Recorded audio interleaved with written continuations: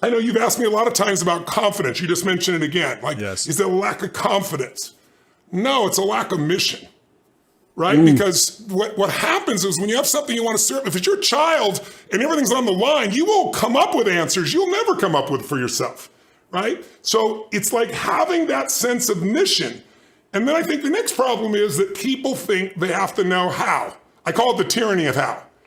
Like, you get all excited, I'm going to do this. And then your brain goes, I've never done it before. Oh my God, what did I say? I don't know how to do this.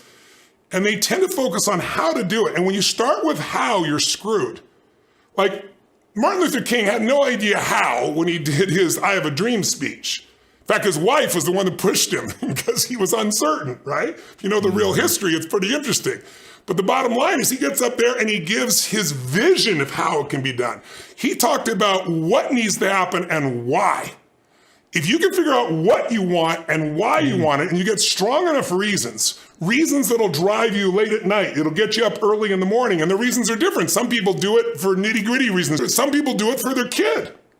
Some people will do it, like we'll almost all do it for something more than ourselves. Some people do it because they like winning, right? I know that about you, right? It's like, I like winning. I like being the best at what I do. So I'm not going to settle for less than that. Why would I, right? So you got to find your reasons.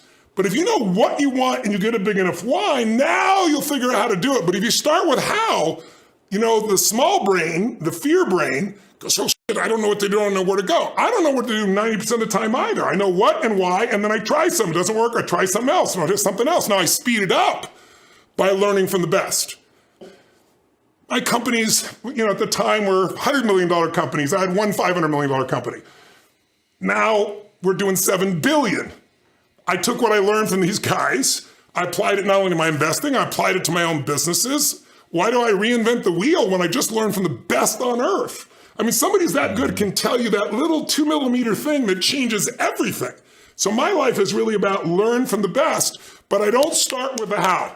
I start with the what and the why. And I think that's the mistake most people make. And then how do you get confident? You do stuff. I mean, like, I'll give you an example. Speaking.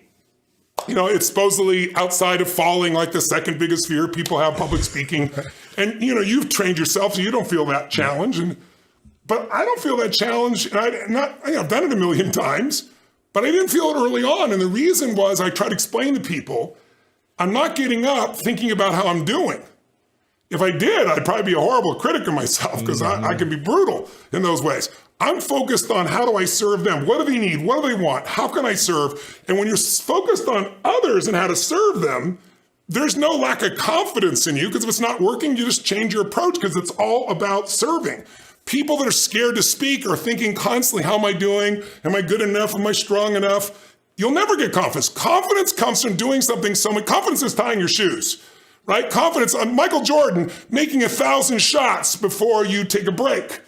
Every single day, 6 days a week. Public speaking was probably my most terrifying thing. I wasn't even able to speak in front of like 5 people without stuttering and just kind of forgetting what I wanted to say. I couldn't get my message across. So I took a year of public speaking class with Toastmasters just to get reps in a group of people that are, you know, are going to give you positive feedback and in a safe environment. So I could just get in front of a room, practice a 5-minute speech, and know that I'm going to make mistakes. It's interesting what you said is 100% true about thinking about serving others, because for, I think it was probably 7 years, I was speaking on stages and I would still get nervous like a day or two before.